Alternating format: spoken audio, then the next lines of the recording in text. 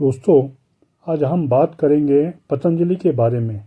बिल्कुल कच्ची बात नहीं, सीधा कोर पे। पतंजलि का नाम सुनते ही आजकल लोगों के दिमाग में सिर्फ एक ही चीज़ आती है, बाबा रामदेव वाला पतंजलि आयुर्वेद लिमिटेड, जो 2006 में ऑफिशियल स्टार्ट हुआ था हरिद्वार से। आम आदमी के लिए पतंजलि दंत कांति, च्यवनप्राश, आंवला जूस, घी, आटा, बिस्किट, कोरोनिल जो कंट्रोवर्शियल टैबलेट है, और अब तक 50,000 प्लस करोड़ का एम्पायर है। लेकिन ये सिर्फ सरफेस है।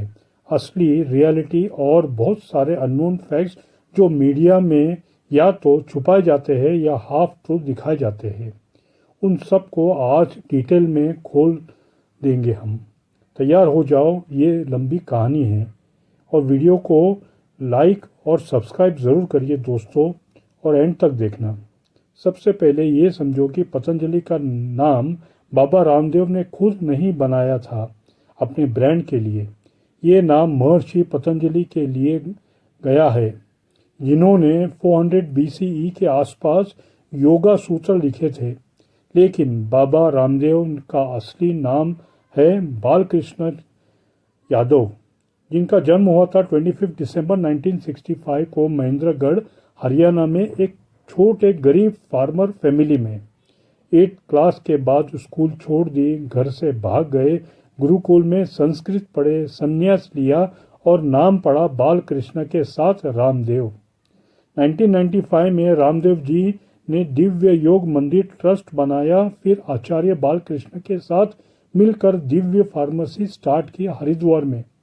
शुरू में सिर्फ छोटी सी दुकान थी जहां आयुर्वेदिक दवाइयां बेची जाती थी। रियल टर्निंग पॉइंट आया 2002-2003 में, जब संस्कार टीवी, आस्था टीवी पे उनका योगा शो शुरू हुआ।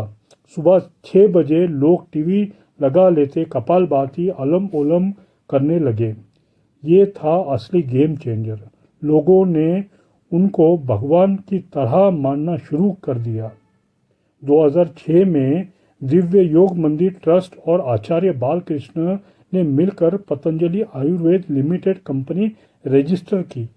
51% शेयर्स आचार्य बालकृष्ण के पास, 49% ट्रस्ट के पास, यानी टेक्निकली रामदेव के पास, 0 डायरेक्ट शेयर्स। ये बाद में बहुत काम आया टैक्स और लीगल केसेस में। 2007-8 ने FMCG प्रोडक्ट लॉन्च होने लगे। दिव्य दंत मंजन, फिर दंत कांति टूथपेस्ट, जो कोलगेट और पेप्सोडेंट को डायरेक्ट टक्कर देता है। 2011-12 तक पतंजलि का टर्नओवर सिर्फ 450 करोड़ था। फिर आया मोदी वेव। 2014 के बाद स्वदेशी का नारा लगा। लोगों ने फॉरेन ब्रांड्स बॉयकॉट करने शुरू कर दिए।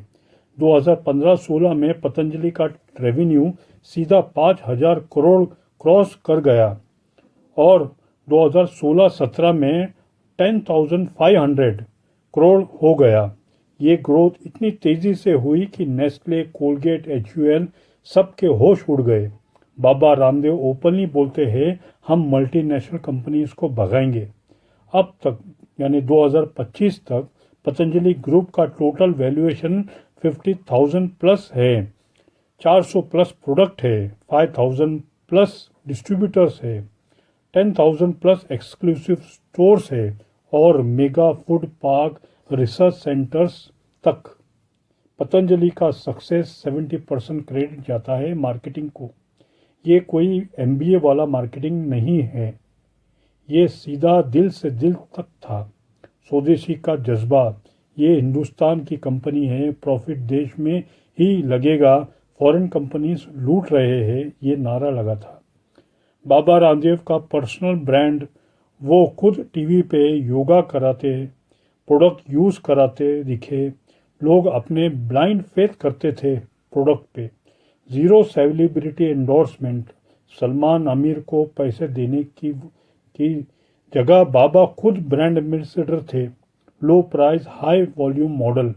दंत कांति 100 ग्राम 70 में आता है, जबकि कोलगेट 90 से 100 रुपये में मिलता है। योग शिविर लगाए, लाखों लोगों को फ्री योगा कैंपस में आते थे, यहाँ प्रोडक्ट बेचे जाते थे। उसका नतीजा 2016 में पतंजलि इंडिया का फास्टेस्ट ग्रोइंग एफएमसीजी ब्रांड बन गया, फॉर्च्यून इंडिया लिस्ट में शामिल हो गया। अब आते हैं डार्क साइड पे। पतंजलि पे 2015 से लेकर आज तक 50 से ज़्यादा लीगल केसेस रहे हैं। कुछ मेजर है मिसलीडिंग एडवर्टाइजमेंट के। ASCI यानी advertising standard council of India ने 2016 से 18 में 62 पतंजलि एड्स को मिसलीडिंग बोला। एग्जाम्पल, आंवला जूस से कैंसर ठीक होता है क्लेम किया। पतंजलि घी प्योर है, जबकि FSSAI ने 2017 में सैंपल फेल किए। मोनोसोडियम ग्लूकोमेट मिला था। दंत कांति से दांत 10 साल तक नहीं गिरने वाले हैं। नूडल्स पूरे आटे का है लेकिन फॉल्स, उसमें मैदा निकला।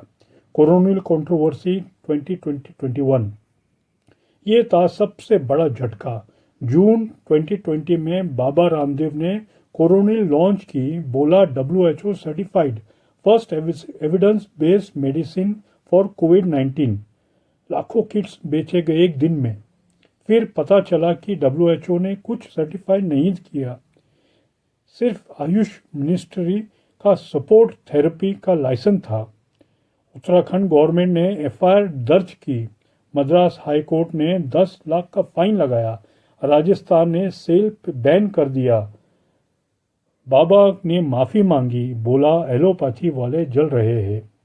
लेबर इश्यूज है। पतंजलि फूड पार्क हरिद्वार में वर्कर्स ने 2019 से 22 में कई बार स्ट्राइक की। 16 से 18 घंटे ड्यूटी काम कराते हैं, 6,000 से 8,000 सैलरी मिलती है महीने की, नो ओवर टाइम। एक वर्कर की डेथ हुई थी 2021 में ओवरवर्क से, मीडिया में दबाया गया। 2018 में इनकम टैक्स डिपार्टमेंट ने 4,000 प्लस करोड़ डिस्क्लोज्ड इनकम का केस बनाया। फार्मेसी पे आचार्य बालकृष्ण के फॉरेन सिटीजनशिप नेपाल का भी मुद्दा उठाया।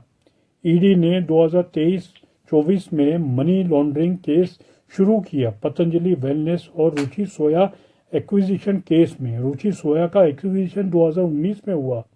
पतंजलि ने बैंक रप्ट रुचि सोया को 4,350 करोड़ में खरीदा।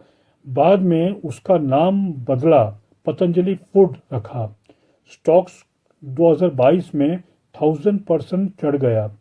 फिर सेबी ने इनसाइडर ट्रेडिंग का केस शुरू किया क्योंकि प्रोमोटर्स ने FPO के टाइम फॉलो ऑन शुरू ऑफर पे पैसा कमाया।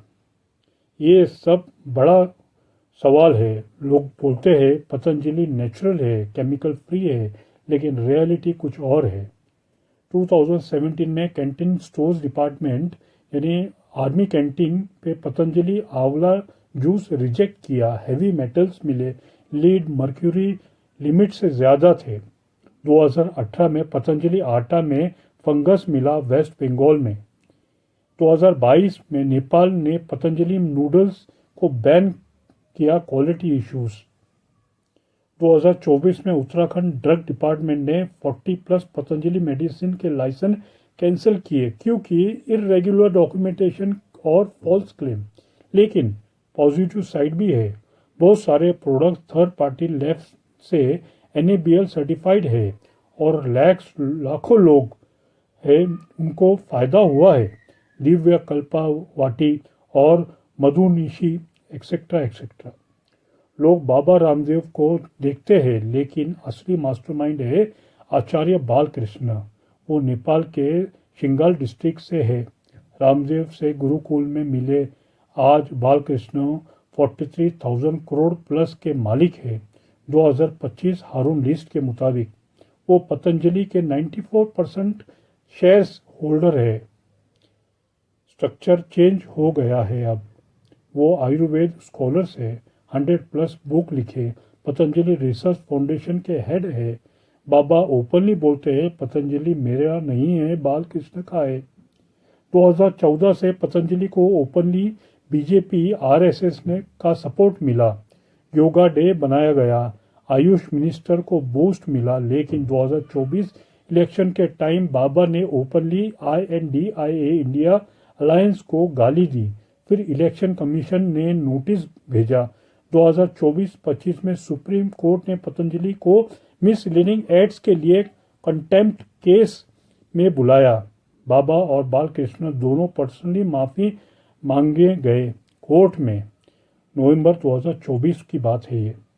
2024-25 फाइनेंशियल ईयर में पतंजलि फूड का रेवेन्यू 31,000 करोड़ से ज़्यादा है, लेकिन पूरे ग्रुप में स्लो डाउन आ गया है। कंपटीशन बढ़ रहा है।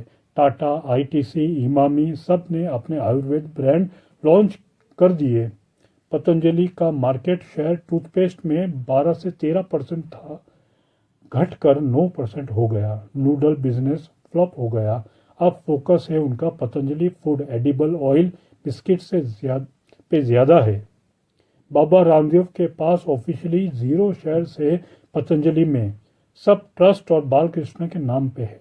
पतंजलि ने 2019 में अपना प्राइवेट सिक्योरिटी फोर्स बनाया था, 1000+ आर्म्ड गार्ड का, ब्लैक वाटर जैसा। फिर गवर्नमेंट ने बैन लगा दिया। 2012 में रामदेव ने अपना अन्ना हजारे के साथ मिलकर ब्लैक मनी के खिलाफ अनशन किया था। वहां से उनकी पॉलिटिकल इमेज बनी। पतंजलि का मेगा प्लान था 2020 तक 1 लाख करोड़ का टर्नओवर, जो नहीं हुआ। आचार्य बालकृष्ण को 2019 में पद्म भूषण मिला, जो कंट्रोवर्शियल है। पतंजलि यूनिवर्सिटी हरिद्वार में 2023 से MBBS कोर्स शुरू करने की कोशिश की, MCI ने रिजेक्ट कर दिया। बाबा रामदेव के बड़े भाई देवेंद्र यादव जेल जा चुके हैं काउ स्लॉटर केस में, फैमिली बैकग्राउंड का। पतंजलि के हरिद्वार प्लांट में 70% वर्कर नेपाल से हैं। लोकल लोग को कम जॉब मिला। कोरोनिल के क्लिनिकल ट्रायल सिर्फ 100 लोगों पे हुए थे, और वो भी पतंजलि ने अपने डॉक्टर्स ने किए थे। पतंजलि के पास अपना प्राइवेट हेलीकॉप्टर और 2 चार्टर्ड प्लेन है। पतंजलि एक रिवॉल्यूशनरी ब्रांड है जिसने सच में फॉरेन FMCG कंपनीज को डराया, गांव-गांव तक आयुर्वेद पहुंचाया, लाखों लोगों को जॉब दिए और स्वदेशी को कूल बनाया। लेकिन साथ ही over promises, half truth, quality labs और एग्रेसिव मार्केटिंग का भी सिंबल बन गया। बाबा रामदेव की स्ट्रेटजी थी कि दूसरे ब्रांड को नीचा दिखा के अपना ब्रांड को ऊंचा करना।